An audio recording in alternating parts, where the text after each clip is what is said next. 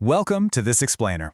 When we think of the birth of modern science, we usually picture sterile, brightly lit laboratories. But the truth is, the infrastructure of human reason wasn't built there. It was forged in the muddy riverbanks of antiquity, inside steamy ancient bathhouses, and over the bubbling alchemical furnaces of the ancient world. Today, we're going on a journey to trace the massive, interconnected roots of global scientific thought. Okay, let's dive right into this global tour and see exactly how these isolated building blocks link together into a massive chain reaction. Our itinerary for today, we're covering survival mathematics, the birth of natural laws, Roman engineering and order, the power of zero, and finally, catalysts of global exchange. First up, survival mathematics, necessity along the rivers. Because, honestly, math didn't start out as some lofty, abstract hobby. Actually, scratch that. In places like Mesopotamia and Egypt, around 3000 BCE, it was literally an urgent matter of life and death.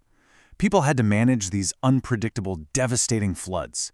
Out of that desperate need to constantly recalculate field boundaries and predict crop yields, Sumerian and Babylonian scribes produced something incredible. Take a look at this number, 60. This right here is the heart of the sexagesimal, or base 60 system. It completely changed how human beings organize themselves and their environment. These scribes weren't just, counting sheep. They were pioneering systematic algorithms for multiplication, division, and even extracting square roots to manage vast trade networks and huge labor projects.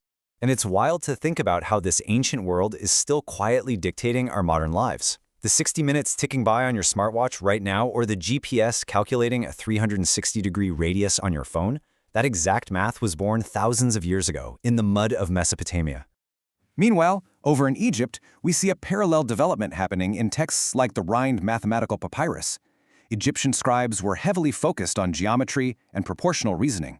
They came up with these incredible decompositional techniques to take irregular, flooded fields and break them down into simple triangles and rectangles, just to calculate area. But the crucial point here is that this wasn't just for farming. These precise geometric methods were the exact tools they needed to align and build monumental architecture, like the ziggurats and the pyramids. By abstracting the physical world into shapes and numbers, they really set the cognitive stage for humanity to start perceiving order and patterns in nature. Moving on to our second stop, the birth of natural laws, Greece's philosophical leap. By the 6th century BCE, Greek thinkers start shifting the pace. They're moving beyond just practical survival and beginning to systematically interrogate nature itself. Enter Aristotle. His four causes framework absolutely dominated Western thought for nearly 2 millennia. Aristotle insisted on classifying living organisms by their anatomical features and behaviors. But even more profoundly, he conceptualized the universe as a deeply interconnected system governed by natural laws. So instead of seeing a tree growing or a rock falling as just random, isolated events, early scientists could now view these phenomena as components of a much broader, logical system. Now, if Aristotle gave us the logic, Archimedes gave us the mechanics. Working in Syracuse, Archimedes took that abstract geometric reasoning and applied it directly to physical phenomena. He famously used math to prove exactly why objects float or sink based on fluid displacement, which is the whole foundation of hydrostatics and buoyancy. Think of his legendary Eureka moment in the bathhouse, or his work on lever mechanics where he effectively proved the power of mechanical advantage. He's the guy who bridged the gap between abstract philosophy and concrete tech, solidifying the template for the scientific method. But here is where we completely shift gears. Notice the stark difference in priorities. While Greece was plumbing the speculative depths of theoretical physics and philosophy, Rome was achieving something entirely different, but honestly just as transformative. We're shifting from Greek theory to fierce, energetic Roman pragmatism. The Romans weren't really agonizing over theoretical physics. They were interested in applied infrastructure. They had a rapidly expanding empire to organize and conquer. Which brings us to Section 3, Roman engineering and order shaping the empire. Because to hold an empire together across 3 continents, Rome couldn't rely on philosophy alone. They relied on highly durable, state-supported infrastructure. And their most consequential innovation is opus caementitium, Roman concrete. The real secret ingredient here was a volcanic ash called pozzolana. This gave them a massive technological advantage. Why? Because it allowed the concrete to harden underwater, and it actually gained strength over time. It made previously impossible architectural wonders a total reality. By combining this super concrete with the arch and the dome to efficiently redistribute massive amounts of weight, they could build monumental structures like the Pantheon and these vast harbor networks that completely reshape the Mediterranean economy. And of course, you literally cannot talk about Rome without talking about water. The Romans operationalized physics at an unprecedented scale. I mean, they transported millions of liters of water daily for public sanitation using gravity flow aqueducts. But to maintain a continuous, very slight downward gradient over miles and miles of rugged terrain, you need absolute precision. Enter the chorobates, a highly precise surveying tool. Rome essentially took the physical principles the Greeks theorized and scaled them up to support millions of citizens, establishing models for public sanitation that lasted for centuries. All right, leaving the concrete world of Rome behind, let's head east for Section 4, the power of zero, Indian abstraction. We're talking about arguably the most profound intellectual transformation in history. So I want you to really think about this question for a second. What is the most powerful concept in mathematics?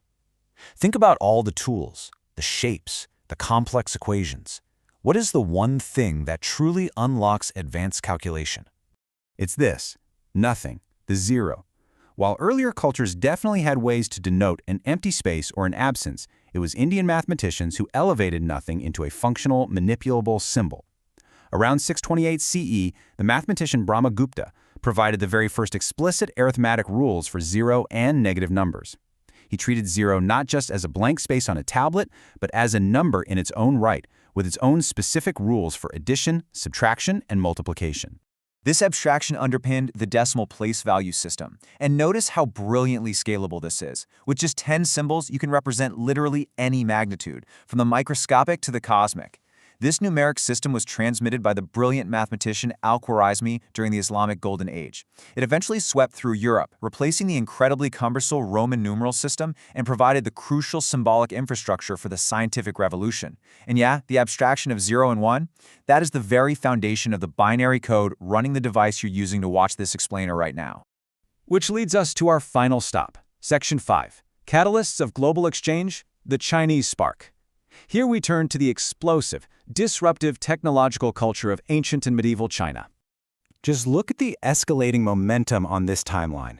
Around 105 CE, Kai Lun refines the production of paper, which dramatically reduces the cost of writing materials and democratizes knowledge for a meritocratic civil service. Then, jump to the Song dynasty, and the magnetic compass gets refined. This is huge. It freed ships from having to hug the coastlines or pray for clear skies, blowing global open sea trade wide open. And finally, by the 11th century, gunpowder. Originally, it was an inadvertent byproduct of Taoist alchemical searches for immortality, but once adapted for warfare, it obliterated the era of armored knights and fortified castles, fundamentally altering the global balance of power forever. So what is the big takeaway from all of this? It's that the foundations of reason weren't built by just one culture sitting alone in a vacuum. These civilizations acted as foundational building blocks. From the mathematical survival instincts of the Nile, to the sweeping philosophical leaps of Greece, the massive engineering scale of Rome, the brilliant abstraction of India, and the explosive ingenuity of China. Once these geographically isolated breakthroughs were finally linked up through expanding global trade routes, all this engineering and abstraction crashed together. It was a global chain reaction that ultimately sparked the modern scientific revolution. I want to leave you with this one final provocative thought. If our entire scientific foundation was built by the collective, interconnected genius of the ancient world, what massive, world-changing modern discoveries are currently just sitting there, waiting for a globally connected human effort to finally unlock them? Thanks so much for joining me on this explainer, and keep questioning the world around you.